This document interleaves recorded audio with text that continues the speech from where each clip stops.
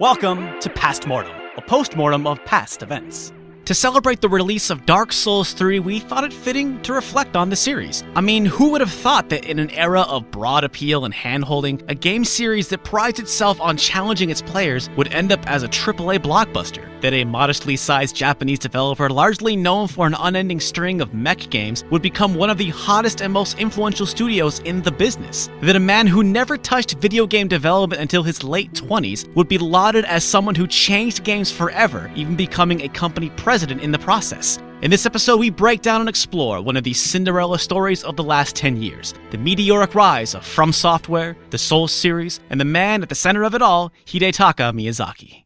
Most outside of Japan hadn't heard of FromSoftware before 2009's sleeper hit Demon's Souls and the blockbuster Dark Souls series that followed, except for our fans, of course. If you think the name sounds like something created before the internet, you'd be right. FromSoftware was founded in 1986, initially developing office software. They made the jump to video game development with Kingsfield, which launched along with the Japanese PlayStation 1 in late 1994. After a trio of Kingsfield games, they began to branch out. Outside of their long-running Armored Core series, few titles found critical or commercial success, though the company never seemed to let this deter them from creating odd but unique games. Studying their catalog, it's clear they were uniquely positioned to make a game as weird but fully formed as Demon's Souls. In July 2007, the American-made Elder Scrolls IV Oblivion was released in Japan and became a surprise success among the traditional JRPG audience. Western-style RPGs were making waves across the world in a way they hadn't in the last 10 years. Sony Japan approached FromSoftware to make a game that could compete with Oblivion, but with that FromSoft flavor. Though it had only just seen localization in Japan, Oblivion had proven to be a massive hit internationally, especially in the West. Sony wanted something with Oblivion's broad international appeal. This is the reason for Demon's Souls' British, medieval aesthetic and voice work, and for a time was even playable in first and third person perspectives. This was the first game FromSoft had made with an international audience in mind, as well as with an external production company from the onset. But let's back up for a second. It's impossible to talk about the rise of the Souls series without mentioning director-producer wonderkin Hidetaka Miyazaki. A precocious child and avid reader, Miyazaki, no relation to famed animation director, had a love for English-themed fantasy which evolved into a love for fantasy games like the Fighting Fantasy game books, Magic the Gathering, and Dungeons & Dragons. According to Miyazaki, he was never particularly driven though, and meandered into a social science degree at Keio University. By 2001, Miyazaki was working as an account manager for the US-based IT company Oracle Corporations, when a friend recommended him Ico for the PlayStation 2. Fumito Ueda's artful and unique take on the typical action-adventure game awoken him to the possibilities of the video game medium. Miyazaki was hooked, and again to the credit of FromSoft's idiosyncratic culture, they were one of the only companies that would give the time of day to a 29-year-old account manager with no experience in the games industry. He was hired in 2004. His first project was as a planner and coder for Armored Core Last Raven. For the next Armored Core game, Armored Core 4, Miyazaki started as the lead planner but became the director midway through the prototype phase. He implemented designs that evolved the staid Armored Core formula, like a quick boost mechanic, which proved to be a watershed moment for the series. After Armored Core 4 was released in Japan in 2006, he jumped straight into directing Armored Core 4 Answer. At the same time, Demon's Souls was entering the prototype phase and was apparently a mess. While still busy with Armored Core 4 Answer, Miyazaki got wind of the project. Quote, "The Demon's Souls team had been unable to create a compelling prototype, but when I heard it was a fantasy action role-playing game, I was excited. I figured if I could find a way to take control of the game, I could turn it into anything I wanted. Best of all, if my ideas failed, nobody would care. It was already a failure." Miyazaki tossed out the idea of directly competing with Oblivion and spearheaded the difficult and rewarding gameplay the series is now famous for. He was also heavily involved in designing levels and bosses, devising its revolutionary online experience, and insisting that the game have a fixed third-person perspective. Though he directly worked with Sony producer Takeshi Kaji, they both misled Sony's marketing team by downplaying the difficulty because they understood that Demon's Souls' fundamental game concepts were going to be a tough sell. Quote, "Of course I communicated with our producer at Sony, Kaji-san, but he actually agreed with me. He felt that if we were too forthright about all the death about this game concept with the marketing people, they would have run a mile. So that's why we had to be a bit sneaky about it. but Demon's Souls was still an uphill battle. When Miyazaki took over the project, he was still working on Armored Core 4 Answer, meaning he was directing two very different games at the same time. Debugging Demon's Souls took apparently twice as long as a typical FromSoft game, and it suffered from terrible frame rate issues right up until its release. And that's just the technical side, which is to say nothing of polishing its challenging gameplay. Sony Worldwide President Shuhei Yoshida himself thought the game was terrible. Quote, "When it was close to final, I spent close to 2 hours playing it, and after 2 hours, I was still standing at the beginning of the game. I said, this is crap. This is an unbelievably bad game." And if you think 2 hours is a short time to wrap your brain around Demon's Souls, try 10 minutes. The game was shown at the 2008 Tokyo Game Show, FromSoft's Tokyo Game Show debut, by the way, but attendees were only allowed 10 minutes to play, with the demo build reportedly only 65% finished, and which included the lengthy story opening and character creation sequence. It was disastrous. Some players didn't even make it past the character creation portion, and those who did simply did not understand the game. Reflecting on the experience, Ryan Davis of Giant Bomb recalled that it was, quote, "the worst possible impression that game could have made. Nobody really understood or believed in Demon's Souls. Because of this, Sony passed on publishing the game internationally, which company execs would later regret. We definitely dropped the ball from a publishing standpoint, including studio management side. We were not able to see the value of the product we were making." Shuhei Yoshida. Against all odds, Demon's Souls was released in February of 2009. In our research, we've seen numerous speculation that this game was an outright failure upon release, but we found this to be largely untrue. Now granted, Demon's Souls was not a blockbuster smash, but from the very beginning, it exceeded expectations. It sold about 20,000 copies on the first day, much more than expected, causing shortages and Sony to all hands on deck push out an extra 15,000 copies to meet demand for the rest of the week. A devoted fan base sprung up, and hype from word of mouth inspired an international audience to start importing the game, which was made easy by the region-free nature of the PS3 and the late February 2009 Chinese version, which featured an English language text option. And if you'll remember, this was made with an international audience in mind, and as such, all spoken dialogue is in English. "You come back alive.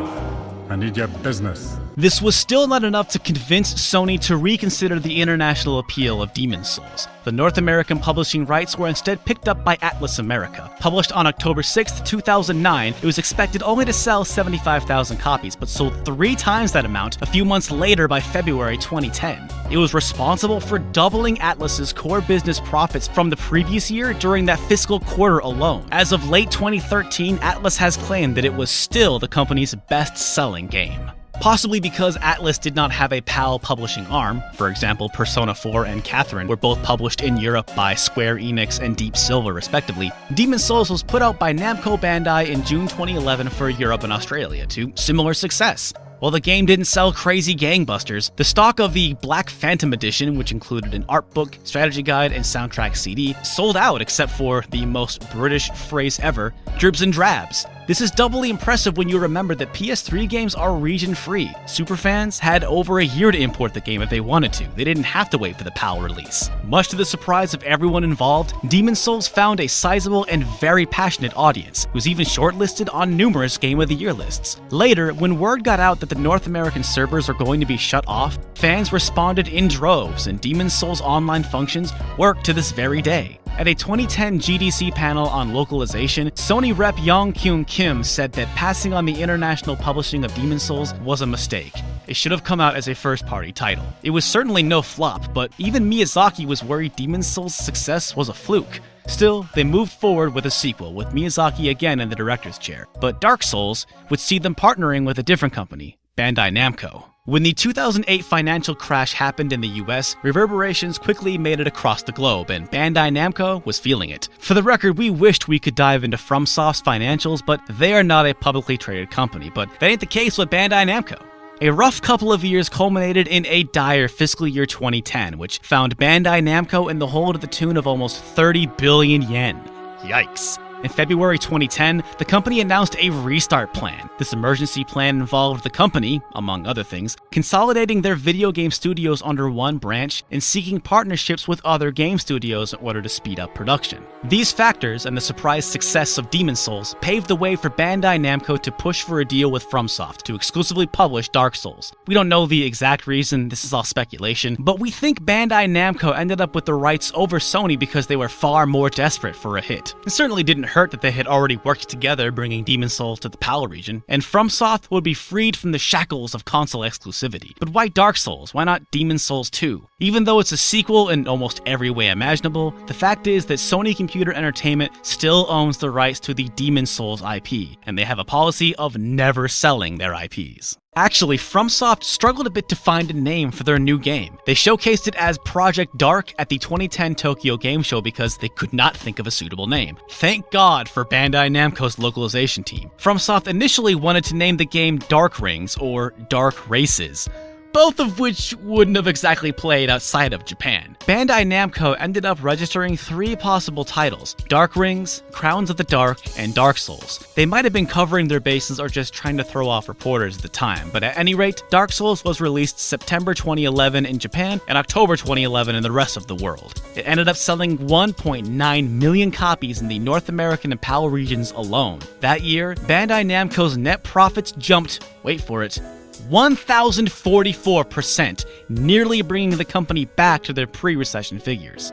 Dark Souls would receive critical acclaim, its difficult but deep and rewarding gameplay becoming legendary. Within a year, Dark Souls 1 had sold 2.3 million copies worldwide, ascending the series from sleeper cult hit to bona fide blockbuster, recognized as one of the best and most important games of its generation. The future burned bright for FromSoft and Miyazaki. After releasing Dark Souls on PC in August 2012, Sony approached FromSoft to create a new IP, and thus, development started on Bloodborne. A few months later, Dark Souls 2 was announced. We don't know exactly when development started, but it's safe to assume they'd been working on it for about a year at this point. Sometime in mid-2013, development on Dark Souls 3 began. Dark Souls 2 would see release in March 2014, which means for a 3 to perhaps 9-month stretch of time, Miyazaki and his team were concurrently working on 3 Souls games at once. Counting Bloodborne, which we do, the Souls series was an annual series for a 3-year stretch. Whoever thought the Armored Core people would be churning out annual AAA blockbusters like Ubisoft and Activision? And this is all while Miyazaki was active president of FromSoftware. That's right. After Dark Souls 2 shipped, and while he was secretly directing both Bloodborne and Dark Souls 3, FromSoft was bought by Japanese media giant Kadokawa Corporations,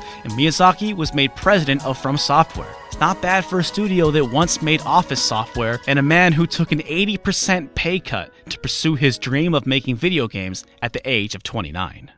1 week after Dark Souls 3's international release, Namco Bandai boasted the most successful launch in the publisher's history. Leading up to Dark Souls 3's release, Miyazaki was vocal about it being the final game in the series, at least for a while. It's certainly too successful a series for the company to truly close the book on, but here's hoping to use this momentum and the steady hand of President Miyazaki to create other projects outside the dark fantasy RPG worlds of the Souls games. We're sure this story is far from over, but when the next big scoop happens, you'll know how it got there.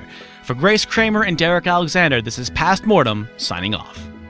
Thank you so much for watching. As always, huge shout out to our wonderful supporters on Patreon. If you would like to support the show and see your name here, please click the link and give what you can.